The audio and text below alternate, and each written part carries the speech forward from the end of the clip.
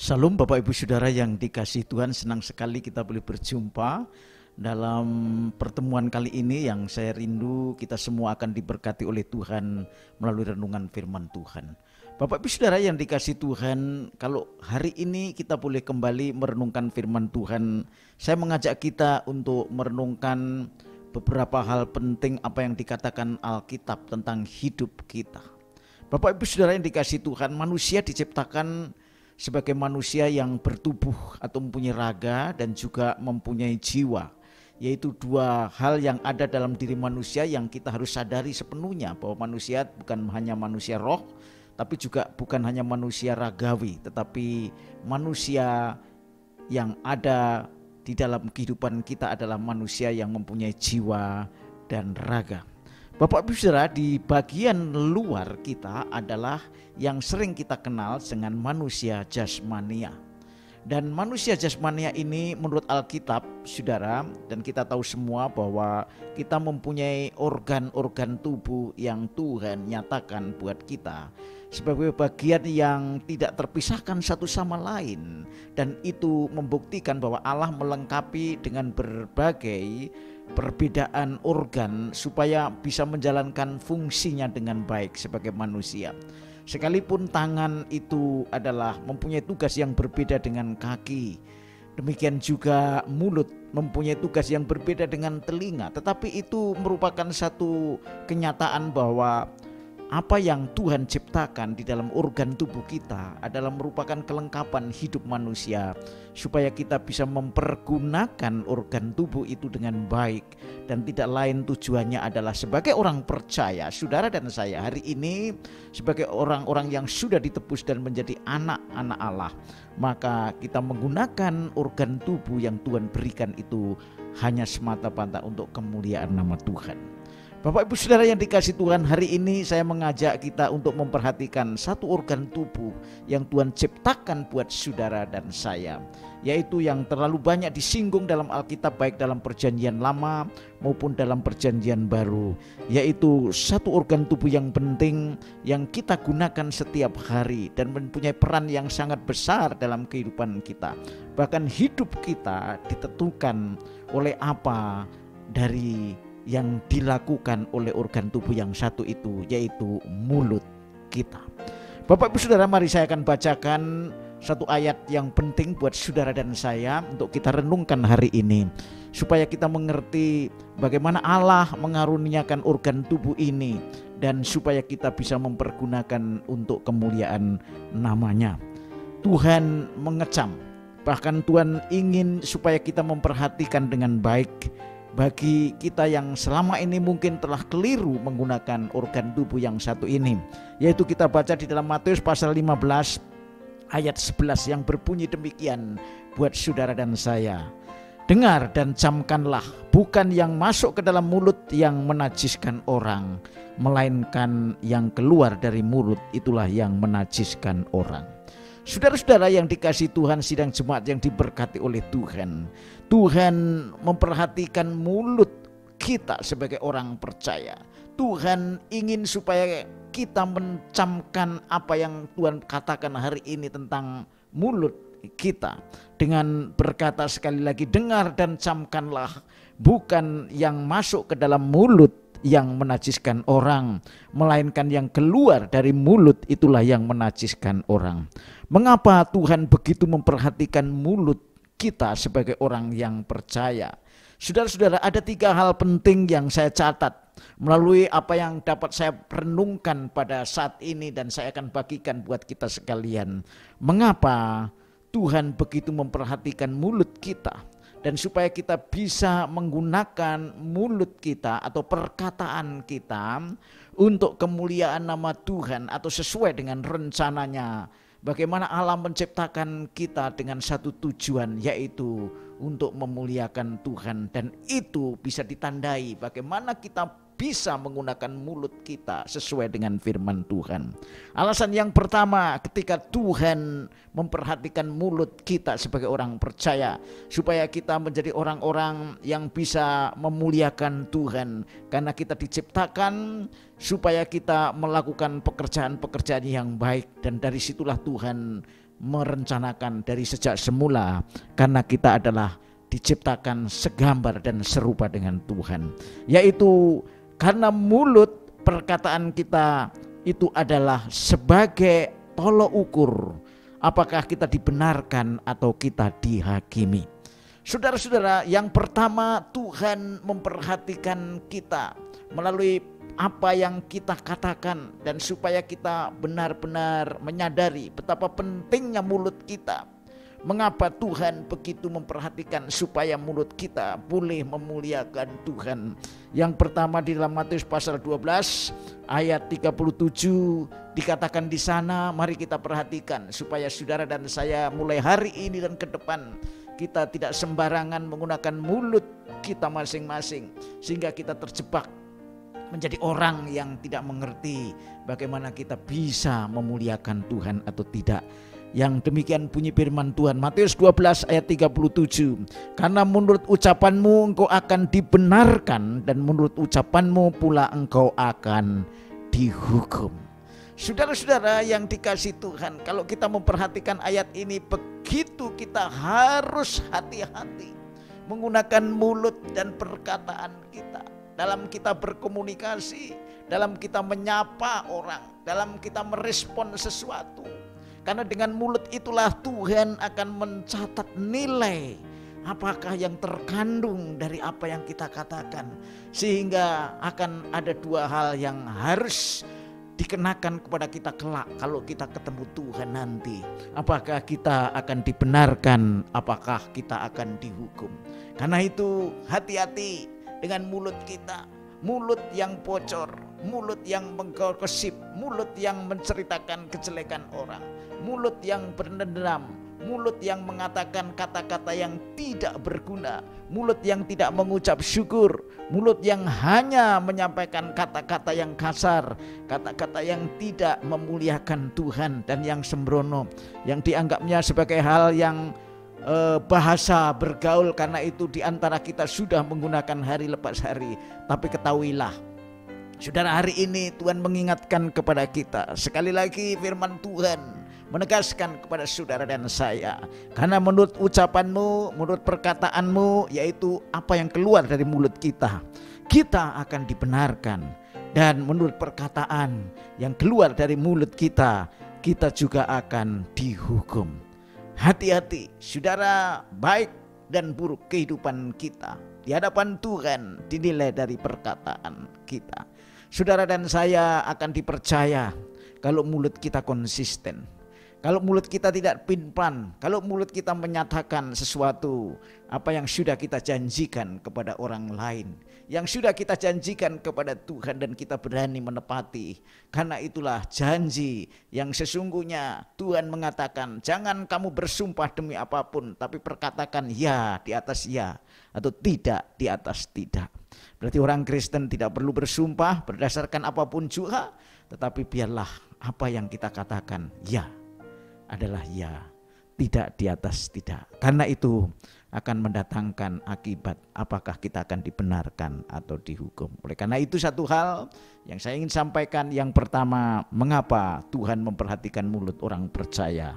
Karena dengan mulut kita akan dibenarkan, dan dengan mulut kita juga akan dihukum. Oleh karena itu saya mengajak kita, mari kita gunakan mulut kita supaya kita dibenarkan. Artinya orang yang diterima oleh Tuhan sebagai orang yang selaras dengan perkataan Tuhan, selaras dengan kehendak Tuhan, yaitu dengan mulut kita yang mengatakan sesuai dengan firman Tuhan. Itu yang pertama. Yang kedua, mengapa Tuhan begitu memperhatikan bagaimana mulut kita harus mengatakan sesuatu yang sesuai dengan firman Tuhan. Yang kedua, dengan mulut seseorang bisa memuji atau mengutuk. Saudara, dengan mulut yang satu keluar perkataan yang mengutuk dan juga memuji.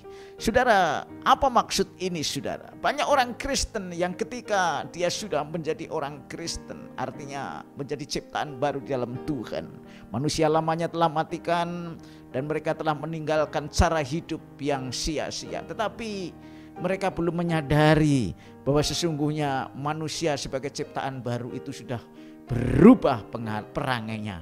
Mereka sudah harusnya menggunakan mulut yang satu, mulut yang sama hanya untuk memuji Tuhan, bukan untuk mengutuk sesuatu, mengecam orang, ataupun tidak memuliakan Tuhan. Yakobus pasal 3 ayat yang 10 yang berkata demikian, dari mulut yang satu keluar berkat dan kutuk. Hal ini saudara-saudaraku tidak boleh demikian terjadi. Yakobus menulis surat ini adalah kepada orang-orang Yahudi yang ada di luar perantauan. Maksud kami adalah orang-orang yang di luar Yerusalem. Mereka menjadi orang Kristen, tapi mereka perlu diperingatkan bahwa mudah berkata tetapi sulit untuk mempertanggungjawabkan. Itulah sebabnya hari ini Yakobus juga memperingatkan kepada kita, jangan dengan mulut yang sama, jangan dengan lidah yang satu kita memuji Tuhan, tapi di sisi lain kita juga tidak memuliakan Tuhan.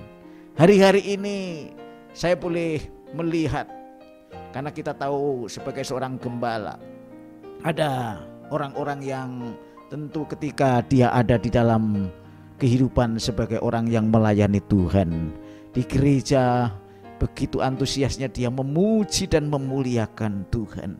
Kalau di gereja perkataannya, tindak tanduknya, cara menyapa orang lain, karena mungkin di suasana tempat rumah Tuhan, maka dia harus berlaku sopan, maka dia tidak berani mengatakan kata-kata yang tidak pantas. Dia begitu baik perkataannya pada hari Minggu, dan dengan pujian penyembahan yang diungkapkan melalui nyanyian, apalagi seorang WL, singer, ataupun kita juga jemaat Tuhan, kita mengatakan hal-hal yang baik tentang Tuhan. Saudara, tapi tahukah, sadarkah saudara, ketika kita sudah masuk ke dalam hari Senin, di mana kita bergaul dengan orang-orang yang tidak seiman lagi, tidak ada di dalam gereja, kita menjadi satu dengan dunia ini. Perkataan kita sudah kembali kepada perkataan duniawi. Mulut kita sudah tidak bisa kita pergunakan untuk hal yang baik. Yang kalau hari Minggu kita memuji Tuhan, tapi hari Senin, hari Selasa kita sudah menjadi satu dengan dunia ini. Karena kita sesungguhnya hanya beragama, tapi hidup kita belum diperbaharui. Kita belum mengalami Kristus, kita belum mengalami perubahan hidup. Sebagaimana Paulus, biarlah engkau, yaitu kita semua jemaat Tuhan, diperbaharui dengan pembaharuan akal budi, tidak menjadi serupa dengan dunia ini, yaitu melalui perkataan kita. Supaya perkataan kita sungguh-sungguh perkataan yang mengeluarkan kata-kata berkat, bukan kutuk. Saudara-saudara yang dikasih Tuhan, yang pertama saya ingatkan kembali mengapa Tuhan memperhatikan mulut kita, supaya kita menjadi orang Kristen yang sungguh-sungguh, menjadi Kristen yang sejati. Karena dengan mulut kita, dengan perkataan kita akan dibenarkan atau akan dihakimi. Yang kedua, dengan mulut kita bisa mengatakan berkat atau kutuk, dan itu merupakan pilihan. Saudara, itulah sebabnya Tuhan memberi tanggung jawab. Sekalipun saudara hari ini masih ada di dunia dan saudara sudah diselamatkan oleh karena anugerah, tetapi Tuhan tetap minta pertanggungjawaban dari hasil keselamatan kita sekalian. Jangan gunakan mulut kita untuk mengatakan kutuk di hari Senin, tak mengatakan berkat di hari Minggu. Tapi biarlah kita benar-benar ketika hari Minggu kita boleh memuji memuliakan Tuhan. Hari Senin, Selasa, Rabu dan seterusnya, ketika boleh berada di tengah-tengah dunia yang tidak satu rumpun dengan kita, kita tetap harus memuji, memuliakan Tuhan, mengatakan berkat. Dan itulah yang Tuhan kehendaki, karena kita sudah menjadi manusia baru di dalam Kristus. Itu yang kedua. Yang ketiga, Bapak Ibu Saudara, kenapa Tuhan memperhatikan kita dengan mulut kita? Yang ketiga, karena mulut itu sesungguhnya hanya sebagai alat yang digunakan oleh hidup manusia. Mulut itu sesungguhnya hanya alat yang digunakan oleh hidup manusia, yang intinya adalah berasal dan sumbernya dari hati kita masing-masing. Oleh karena itu, ini yang perlu dan kita sadari sepenuhnya, Bagaimana mulut itu bisa mengatakan baik atau tidak, itu tergantung dari apa yang ada di dalam hati saudara dan saya. Mari saya akan bacakan di dalam Markus maksud saya, pasal 7 ayat 20 sampai 23 yang berbunyi demikian. Kata Yesus lagi, apa yang keluar dari seorang itulah yang menajiskan orang. Sebab dari hati orang timbul segala pikiran jahat, percabulan, pencurian, pembunuhan, perzinahan, keserakahan, kejahatan, kelicikan, hawa nafsu, iri hati, hujat, kesombongan, kebebalan. Semua hal yang jahat ini timbul dari dalam hati maksudnya, dan menajiskan orang. Jadi Bapak Ibu Saudara yang ketika yang Tuhan perhatikan buat kita, kenapa mulut kita suka berbuat sesuatu yang tidak sesuai atau memperkatakan sesuatu yang tidak selaras dengan kehendak Tuhan. Karena hati kita yang masih belum diperbaharui.